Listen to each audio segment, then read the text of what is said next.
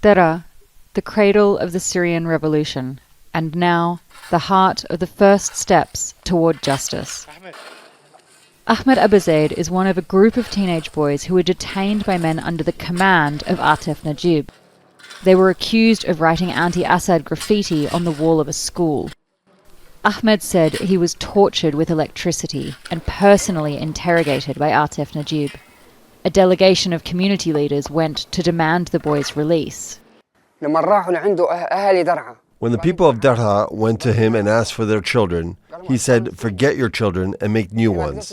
If you're not capable, then bring your women to us and we will do it for you." That response sparked protests across the city. Nuha al-Masri's brother Ashraf was among those who headed to the Al-Amari Mosque on the morning of March 23, 2011. He was shot in the hip.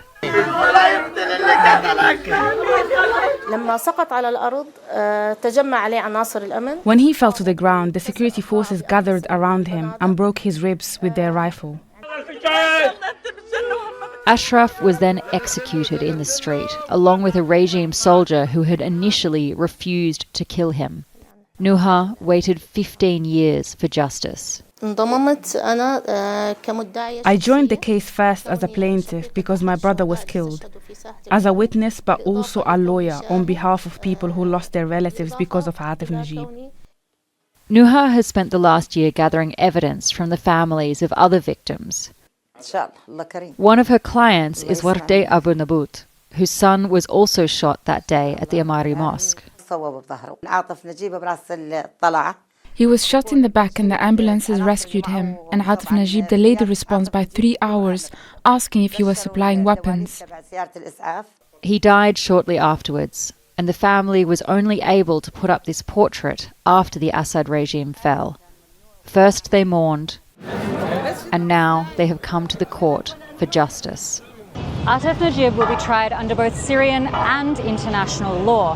He is facing multiple charges, including the detention of minors, torture leading to death, and the use of excessive force to suppress protests. That includes the shooting of demonstrators at the Al-Amari Mosque in Daraa in March of 2011, where he is also charged with preventing the injured from receiving medical treatment. Now, due to the aspects of international law under which he will be tried, prosecutors will also be seeking to establish his responsibility for crimes carried out by those under his command.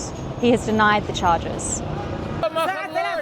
That denial was met with anger by many of his victims, including Wardeh. Atef Najib said he wasn't involved, that he resigned, that he did nothing.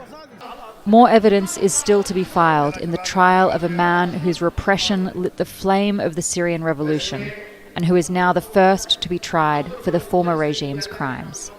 Heidi Pett, Al Jazeera, Damascus.